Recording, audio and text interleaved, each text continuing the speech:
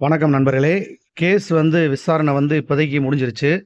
இப்போ பார்த்தீங்கன்னா, நம்ம செக் பண்ணிக்கிட்டே இருக்கோம். ஸ்டேட்டஸ் பார்த்தீங்கன்னா, இப்போ பெண்டிங்னே காமிச்சிட்டு இருக்கு. இங்க பார்த்தீங்கன்னா உங்களுக்கு தெரியும். பெண்டிங் கொஞ்சம் ஜூம் பண்ணி காட்டுறேன். ஸ்டேட்டஸ் பெண்டிங்லேயே இருக்கு. இங்க பார்த்தீங்கன்னா தெரியும். இத வெயிட் பண்ணி பாருங்க. இது அப்டேட் ஆனோனே ஆட்டோமேட்டிக்கா நான் உங்களுக்கு தெரியப்படுத்துறேன்.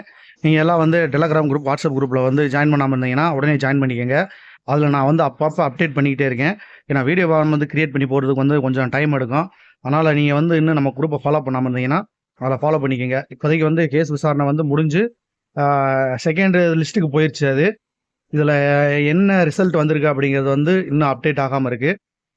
இதில் கேஸ் அப்டேட் ஆயிடுச்சுன்னா என்ன ரிசல்ட் அப்படிங்கிறத உங்களுக்கு நான் சொல்லிடுவேன். இது 30ஆம் நம்பர் கேஸ். அதாவது கோவிந்தராஜன் வள்ளியம்மாவை பார்க்காம ஸ்ட்ரைட்டாக கோவிந்தராஜை பார்த்தா இதில் ஏதாவது வந்திருக்கு என்னாண்டு. ஏன்னா அடுத்து அதில் செக் பண்ணி பார்த்துட்டு உங்களுக்கு நான் ரிசல்ட் என்ன அப்படிங்கிறத அப்டேட் பண்ணுறேன்.